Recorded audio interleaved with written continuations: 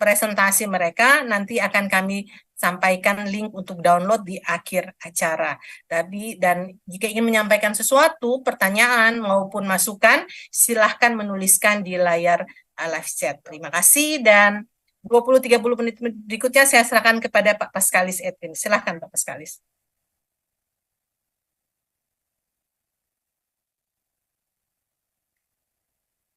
Selamat siang para sahabat Alkitab semuanya. Kita lihat tentang kurban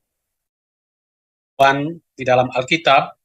Ini ada semacam revolusi tentang kurban, ya, konsep kurban yang ada di dalam seluruh agama. Dan Santo Thomas Aquinas misalnya mengatakan kurban itu bagian dari hukum alam. Jadi mau tak mau, kalau orang mengatakan dirinya beriman, beragama, pasti berpikir tentang kurban. Bahkan untuk memahami kurban ini, orang tidak bisa memisahkan dirinya dengan sumber iman itu sendiri, yaitu kitab suci. Karena itu saya akan melihat bagaimana kitab suci bicara tentang kurban. Kenapa saya mau katakan sebetulnya ada suatu evolusi, bahkan revolusi tentang kurban. Dan pelopornya ini adalah Yesus Kristus. Karena apa? Di dalam Yesus ini nanti makna kurban itu berubah sama sekali. Kita akhirnya menyadari kurban yang diberikan justru oleh Allah sendiri. Allah yang berkorban, bukan kita. Ini yang bagi saya revolusi yang luar biasa. Selama ini kita berpikir saya mengorbankan. Tapi apa yang kita korbankan? Kita semua dapat dari Allah, kita semua mendapat anugerah.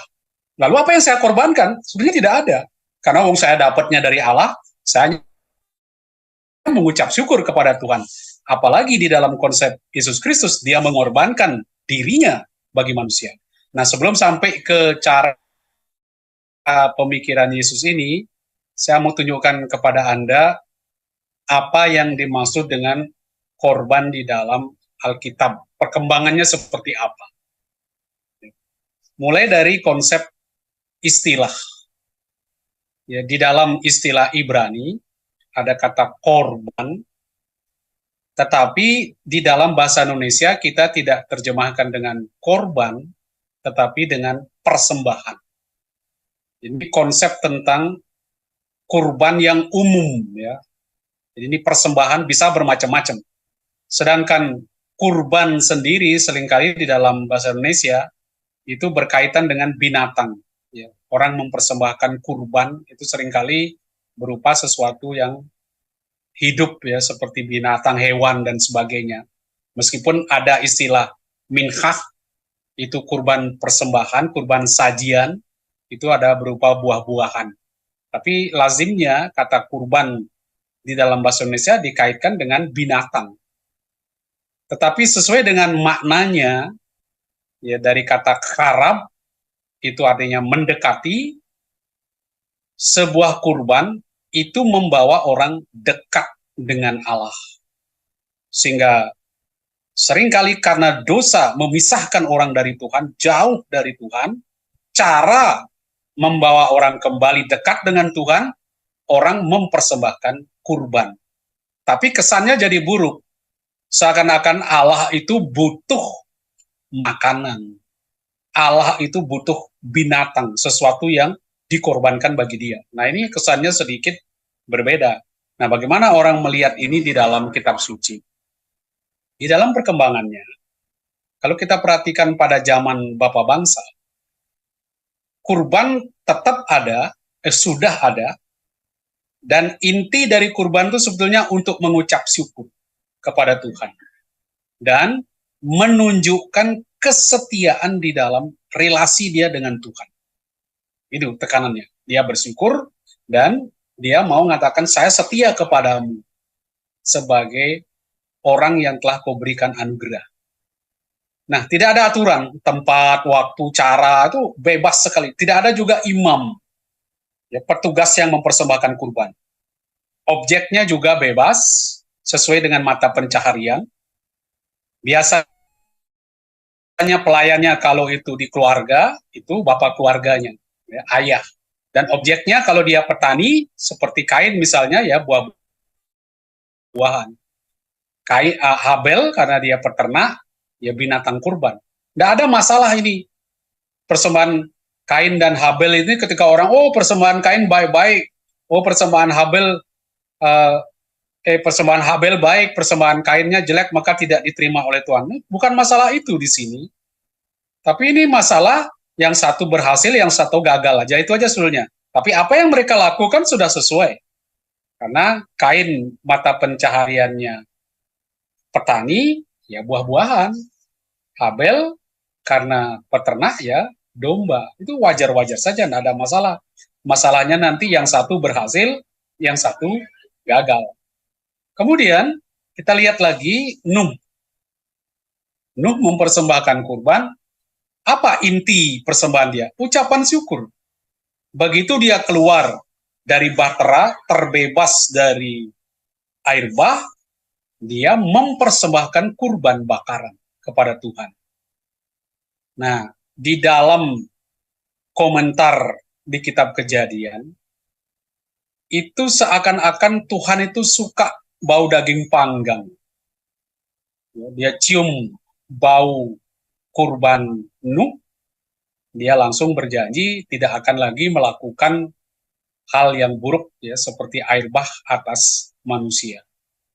Tapi itulah efek dari mempersembahkan kurban. Orang bersyukur, tetapi dengan syukur yang diberikan kepada Tuhan, Tuhan akhirnya memberikan sesuatu rahmat kepada dia. Ya, paling tidak berkat untuk tidak memberikan kehancuran kepada manusia. Tapi intinya ini, memberi ucapan syukur di sini. Kita lihat lagi, kurban itu sering dipakai untuk mengukuhkan perjanjian. Mengapa demikian? Konsep manusia perjanjian lama. Mereka adalah umat perjanjian. Mereka lahir dari sebuah perjanjian, ya, antara Allah dan Israel. Nah, kurban ini dipakai untuk mengungkapkan relasi manusia. Bahkan persembahan apa itu perjanjian itu pun dikukuhkan dengan melakukan persembahan.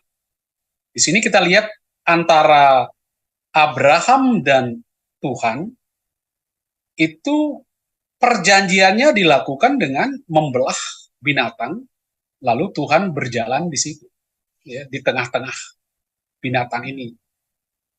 Ini sebagai ucapan bagaimana relasi dia dengan Tuhan, lalu dilakukan dengan menyediakan binatang kurban. Ini jadi peranan kurban ternyata cukup beragam. Ini di dalam kurban perjanjian, lihat di 15:9 saya baca. Ambillah bagiku seekor lembu betina berumur 3 tahun, seekor kambing betina berumur 3 tahun, seekor domba jantan berumur 3 tahun, seekor burung tekukur dan seekor anak burung merpati. Diambilnyalah semuanya itu bagi Tuhan, dipotong 2, lalu diletakkan bagian-bagian itu yang satu di samping yang lain, tetapi burung-burung itu tidak dipotong 2, mungkin karena terlalu kecil, ya, dibelah jadi 2. Inilah Tuhan jalan lewat, di situ tanda dia menerima dan mensahkan perjanjiannya. Itu. Nah, yang terkenal ini persembahan Abraham bagi Tuhan. Apa inti dari persembahan ini? Ketika Abraham membawa Ishak naik ke puncak gunung. Tekanannya di sini adalah mau mengungkapkan kesetiaan Abraham kepada Tuhan. Jelas sekali di awal sudah dikatakan bahwa Tuhan mau mencobai atau menguji iman Abraham. Dan kurban ini merupakan ungkapan bukti kesetiaan Abraham kepada Tuhan. Nah, persoalannya di sini, ya, saya katakan di sini, kesetiaan Abraham kepada harus dibuktikan dengan mempersembahkan anak tunggalnya sebagai kurban bakaran, yang kemudian diganti dengan domba jantan. Nah, ini banyak yang menduga apa yang dilakukan Abraham ini merupakan suatu perbuatan, satu kisah untuk melawan tradisi kuno yang mengatakan bahwa dewa itu suka minta kurban, dan kurbannya seringkali adalah anak sulung. Sehingga ada tradisi, bahkan raja-raja Israel pernah mempersembahkan kurban anaknya, ya, berupa anaknya. Ini persembahan untuk dewa, karena dewa meminta kurban. Sehingga Israel pun sampai mengeluarkan hukum untuk mencegah pandangan seperti ini. Dikatakan di dalam Imamat 18:21, janganlah kau serahkan seorang dari anak-anakmu untuk dipersembahkan kepada Moloch, supaya jangan engkau melanggar kekudusan nama Allahmu. Akulah Tuhan. Dan dalam kisah Abraham ini dibuktikan Allah ternyata tidak meminta kurban anak, karena yang dipersembahkan adalah domba jantan. Nah, bagaimana menafsirkan teks ini ketika dikatakan mau melawan tradisi kuno ini? Kita lihat jelas sekali Abraham tidak mempersembahkan anaknya. Tetapi apa yang dia lakukan, persiapannya sungguh-sungguh sudah suatu persiapan membuat kurban. Dia mendirikan mezbah, menyusun kayu, mengikat Ishak anaknya, dan meletakkannya di mezbah itu, di atas kayu api. Semua sudah siap. Tetapi akhirnya toh tidak jadi dikurbankan. Nah, kalau kita katakan, tafsirkan teks ini sebagai suatu kisah untuk melawan tradisi kuno, mempersembahkan kurban, tetapi banyak pula yang melihat teks ini di dalam perspektif yang baru. Apa makna pengikatan Ishak di atas Gunung Moria? Itu ada banyak tafsiran. Di mana melihat teks ini, ada apa sebetulnya di balik kisah ini? Jadi selain melawan tuduhan Allah menuntut kurban, ditegaskan Allah sebetulnya pertama-tama menguji kesalehan dan kesetiaan Abraham. Nah, beberapa rabi mengaitkannya dengan kurban tamid, yaitu kurban pendamaian 2 kali sehari di bait Allah, yang kemudian mendorong Allah menunjukkan belas kasihannya. Misalnya Philo, ya, seorang filsuf dan sekaligus adalah penafsir kitab suci, membandingkan Ishak dengan domba tamim, yaitu yang kemudian ada tamim di dalam bahasa Ibrani yang artinya saleh tak bercela. Itu dia katakan bahwa Ishak itu seperti domba tamid ini yang dikurbankan. Tetapi kalau kita lihat di dalam kenyataannya Ishak tidak dikurbankan, ya, seperti domba itu. Kemudian ada yang menafsirkan ini Yesus Kristus, anak domba yang tak bernoda dan tak bercacat. Ya, seperti tulisan 1 Petrus 1-19. Ya, mencoba mencari makna di balik peristiwa pengorbanan Ishak yang tidak jadi dikorbankan itu. Melito, uskup dari Sardis, melihat bahwa upacara persembahan Ishak ini paralel dengan kurban anak domba yang menggantikan Ishak dengan kurban Kristus yang menebus manusia. Jadi pengorbanan ini dilihat paralel dengan pengorbanan Kristus.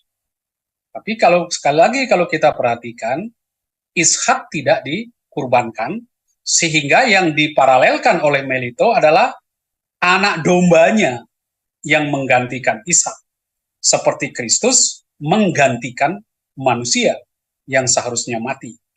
Itu. Nah, penulis 4 Makabe mengatakan Ishak bukan penebus yang menggantikan, tetapi model untuk martir. Jadi mencoba mencari makna di balik cerita ini. Dia katakan ya, lihat itu Ishak itu bukan dia penebus yang menggantikan manusia dan sebagainya, tapi lihat model dia seperti seperti martir-martir yang menderita, dan melalui kematiannya dan daya kematian seorang martir mempunyai daya penebusan. Sudah dia lihat. Nah, kini sudut pandang kekristenan melihat pengikatan Ishak ini tidak bisa dilihat sebagai penebusan, karena Ishak membutuhkan penyelamatan melalui tindakan pengorbanan. Ini saya kira tegas di sini. Jadi Ishak diikat itu dia tidak memiliki makna penebusan. Yang menebus justru dia yang ditebus melalui pengorbanan anak domba di dalam cerita teks itu. Nah, bagaimana kemudian kurban-kurban sesudah Musa? Itu zaman Bapak bangsa ya. Di dalam teks tadi tidak ada tempatnya yang pasti, tidak ada aturan-aturan yang ketat, tapi intinya cukup mendalam, yaitu sebagai ucapan syukur, untuk membuat perjanjian, mengukuhkan, tapi juga untuk membuktikan kesetiaan. Sekarang di dalam konteks zaman Musa, ini kita lihat adanya pengaturan-pengaturan kurban yang ditata secara luar biasa. Sangat formal, bahkan kadang-kadang hukumnya sangat rigid, ya, sangat keras. Ditegaskan tempat untuk upacara kurban itu dulu di awal sekali, itu di kemah pertemuan. Mereka mengadakan upacara kurban, ya ini tempat yang kudus di sini Tuhan hadir, Musa akan berbicara ya di dalam kemah pertemuan, tapi ini upacara kurban dibuat di pelataran luar ini, dibakar, sembelih dan sebagainya. Tapi itu ada aturannya ketat sekali, yang kemudian diganti nanti dengan Bait Allah setelah mereka menetap di tanah perjanji. Ada kalendernya, ada waktu-waktu yang ditetapkan, kapan, pagi, petang, tanggal berapa, itu ada aturannya, ya, kalender liturginya. Kemudian ada pelayannya siapa? Hanya para imam. Dan imam besarnya itu dari garis keturunan Harun. Ini sudah ditetapkan semua, teratur sekali. Objeknya pun jelas, hewan, makanan, rempah-rempah, buah-buahan. Itu juga disebutkan jenis hewannya apa, apakah dia kambing, domba, ataukah sapi, lembu. Ya, diatur semua, bahkan ritusnya ada, bagaimana urutan upacaranya. Jadi sangat teratur, sangat jelas, sangat formal pada zaman Musa. Bahkan kalau kita baca kitab Imamat, mungkin memusingkan karena terlalu mendetail. Nah, ada banyak jenis kurban. Ya, ada kurban bakaran, kurban sajian, kurban keselamatan, kurban penghapus dosa, kurban penebus salah. Kalau boleh saya bagi jenis kurban ini, sebetulnya ada dua bagian besar. Yaitu ada yang opsional, tidak terjadwal, misalnya ada olah kurban bakaran, ya, orang mau mempersembahkan kurban ini, mungkin dia punya nasar tertentu, ya, ada kebutuhan-kebutuhan tertentu yang menuntut kurban bakaran. Kemudian ada kurban sajian, ada kurban keselamatan. Ini ada di dalam kitab Imamat, dijelaskan secara mendetil teks ini. Yang mungkin bagi kita sekarang,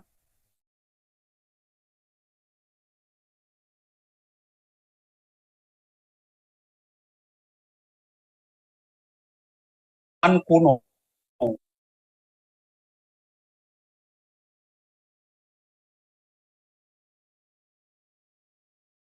Menghapus kesalahan.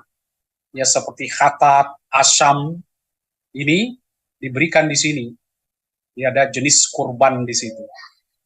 Ini, nah, apa sebetulnya makna kurban? Ya, kalau kita perhatikan di dalam pengertiannya ini, kurban itu mempresentasikan pembawa kurban. Ini yang sering tidak dipahami oleh banyak orang. Ketika dia mempersembahkan kurban, dia memberikan sesuatu, tapi dia sendiri tidak membuat apa-apa. Oh, saya kirim kurban, saya kasihkan nih, saya persembahkan ini. Tapi dia seperti tidak peduli dengan kurban yang dia berikan. Padahal kurban ini mempresentasikan pembawanya. Kalau korbannya dibawa oleh orang lain bagaimana? Jadi kadang-kadang kita mengorbankan sesuatu, tapi barang itu kita kirim begitu saja, bukan kita yang membawa mempersembahkan kepada Tuhan. Jadi bagaimana dia mempresentasikan si pembawa? Itu sering tidak kelihatan. Kemudian harus dilihat, kurban ini suatu perbuatan simbolis yang dilakukan, tetapi mempunyai makna rohani yang tinggi sekali. Bagaimana orang mengorbankan dirinya Itu ketika saya mengorbankan sesuatu, harus betul-betul di dalam diri saya ada satu pengorbanan, ada satu yang berat yang saya lepaskan, yang saya berikan. Bukan karena saya sudah berkelimpahan, sudah saya beri satu sapi. Ya, tapi ada nilainya, nilai simbolisnya apa yang saya korbankan di situ. Seperti tidak mengorbankan apa-apa. Ini berbahaya di situ, hanya perbuatan simbolis yang tidak mempunyai makna rohaniah. Ini yang harus penting di sini, ada pengorbanan yang kita berikan. Itu apa? Orang mempersembahkan dirinya. Dan dari apa yang dia lakukan, dia mengakui Allah sebagai pemberi kehidupan, dan dia tergantung sepenuhnya pada Tuhan. Ini harus punya makna dilihat di situ. Ketika saya mengorbankan sesuatu, saya mengucap syukur, saya mengakui semua yang saya miliki adalah pemberian Allah, saya kembalikan kepada dia dengan ucapan syukur, dan di sini, dari tindakan lahiriah ini, mengacu ke perbuatan rohani, harus ada unsur ini. Jangan sampai kita memberikan korban banyak, tapi tidak merasa sama sekali mempersembahkan diri kita untuk orang lain. Situ. Nah, kurban itu mensahkan perjanjian, itu kurban Sinai diratifikasi dengan perjanjian, itu jelas sekali di Keluaran 24 ayat 1 sampai 11. Karena dengan mensahkan perjanjian Sinai melalui kurban, berarti perjanjian ini mempunyai daya ikat yang kuat sekali. Karena Musa mengambil darah dan menyiramkannya kepada umat serta berkata, inilah darah perjanjian yang diikat Tuhan dengan kamu berdasarkan segala firman ini.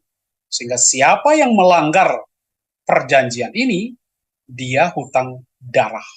Artinya mati. Itulah, begitu saya melanggar ini, mereka ditunggu, diancam dengan kematian. Nih caranya, jadi darah disiramkan, ya, bukan lagi. Nah, ini apa yang ditekankan, darah yang disiramkan itu menyimpulkan baik berkat maupun kutuk yang diucapkan atas pihak yang mengadakan perjanjian. Menjadi anggota keluarga sah secara hukum, kemudian kalau kutuk, kalau orang melanggar hukum itu. Ini sama sekali bukan untuk mengambil hati Allah, tetapi simbol persekutuan hidup antara Allah dan umatnya. Maka karena mempunyai nilai persekutuan, bukan untuk ambil hatinya Allah, karena itu upacara ini ditutup dengan makan dan minum, itu tanda persekutuan. Nah, ini mungkin yang paling penting bagi Israel, juga bagi orang dewasa ini, karena orang ingin memiliki relasi damai dengan sesamanya dan dengan Tuhan. Dia ketika melakukan kesalahan, melakukan dosa, orang butuh rasa tentram, rasa damai, bahwa dia diampuni oleh Tuhan. Nah, bentuk yang dipakai untuk meyakinkan diri bahwa Tuhan mengampuni, bahwa relasi kita dipulihkan dengan Tuhan, itu ada upacara perayaan pendamaian. Ini ada upacara Yom Kippur. Ya, ini ada pengorbanan, ada biasanya bentuk kurban yang dipersembahkan kepada Tuhan. Lalu nanti upacaranya cukup rumit di sini untuk menyatakan manusia atau Israel diampuni dosa-dosanya, kemudian dipindahkan ke atas kambing yang kemudian dibuang ke padang gurun. Dan dari situ nanti ada istilah kambing hitam. Ini dosa manusia, dosa Israel, imam menumpangkan tangan atas Israel mengambil dosa mereka, lalu menumpangkan tangannya atas kambing, lalu kambing itu dibuang ke padang gurun untuk dimakan oleh Azazel, itu dewa padang gurun, setannya padang gurun yang akan memakannya. Ini, tapi inti dari situ sebenarnya orang merasa ingin saya dibebaskan dari dosa itu, lalu ada yang dikorbankan untuk memulihkan relasi saya dengan Tuhan. Ini pembaruan dasar lewat kurban itu. Ini kurban juga dipakai untuk menghindari berhala. Ini luar biasa.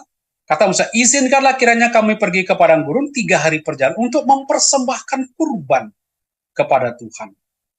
Mengapa? Karena yang dipersembahkan oleh orang-orang Israel ini nanti adalah dewa-dewinya orang-orang Mesir. Nah, karena dewa-dewinya yang dipersembahkan, mereka harus pergi jauh 3 hari perjalanan. Dan lewat mempersembahkan kepada Tuhan ini, ibadah ini, mereka mempersembahkan kurban, dengan kata lain, membantai dewa-dewi orang Mesir. Artinya mereka menghindari berhala. Tapi inti sebetulnya di balik hal ini, berhala itu adalah keserakahan. Dengan mengorbankan apa yang dia miliki, dia berarti tidak terikat pada hal duniawi ini, dan dengan cara mengorbankan ini dia tunjukkan saya orang yang bebas dari keserakahan. Maka itu kurban itu menghindari kita dari berhala. Oke, ini ada hukum tetap tentang kurban. Saya langsung ke kurban Kristus.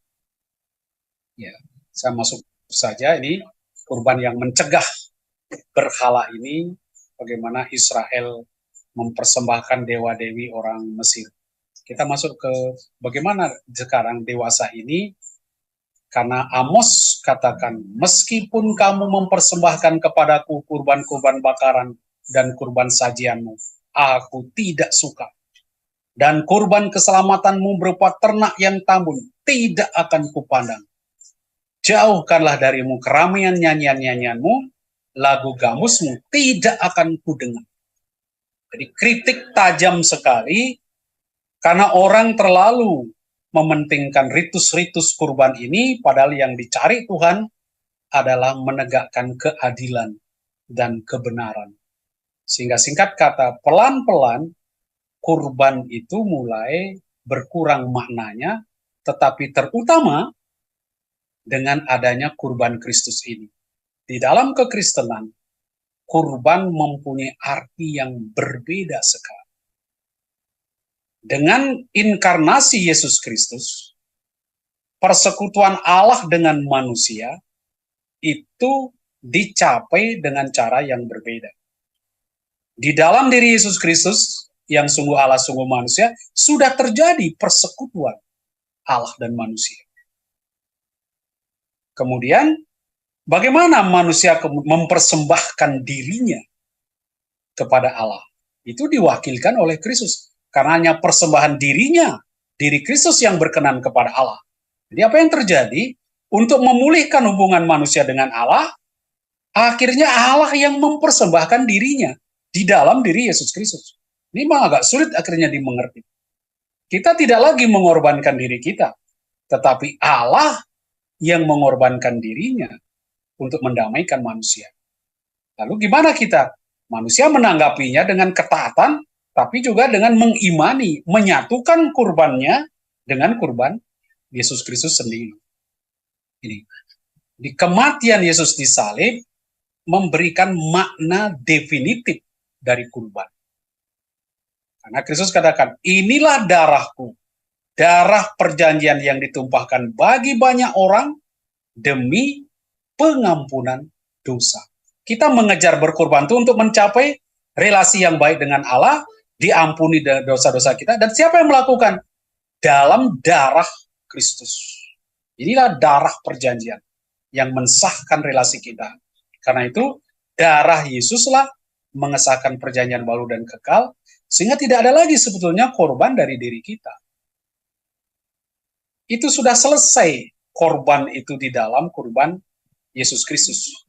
Karena itu apa yang bisa kita buat dari umat manusia? Korban Kristus lebih hebat dari korban hewan perjanjian lama. Dia imam sekaligus yang dikorbankan. Nah, apa yang kita buat, kita umat Kristen, kita ambil bagian di dalam kurban Kristus. Kita meneladani dia. Misalnya dengan mengikuti perjamuan, dengan bermurah hati, memberi derma, pelayan. Tapi ini pun tidak punya makna untuk memulihkan relasi kita dengan Tuhan, tanpa kita satukan dengan kurban Kristus. Kurban yang berkenan itu hanyalah kurban Yesus Kristus. Kita hanya ambil bagian di dalam kurban itu. Inilah akhirnya apa yang menjadi istimewa bagi kita sekarang ya. Kita taat, kasih iman, penyerahan diri sepenuhnya pada Kehendak Allah itu yang bisa kita tunjukkan bahwa kita mengorbankan diri kita dengan mengikuti teladan Kristus di dalam hidup kita. Jadi kesimpulan saya apa? Allah lah yang kini pertama-tama mengorbankan dirinya, memberi hidup dan kebebasan.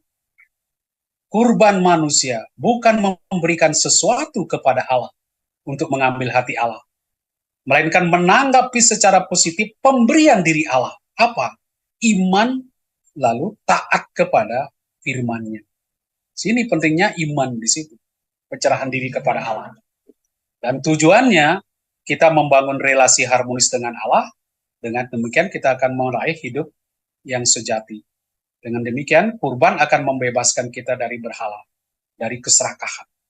Makin kita rela berkorban, menyatukan kurban-kurban kita dengan kurban Kristus, kita akan terbebas dari keserakahan. Sekian, terima kasih. Terima kasih Pak Pas.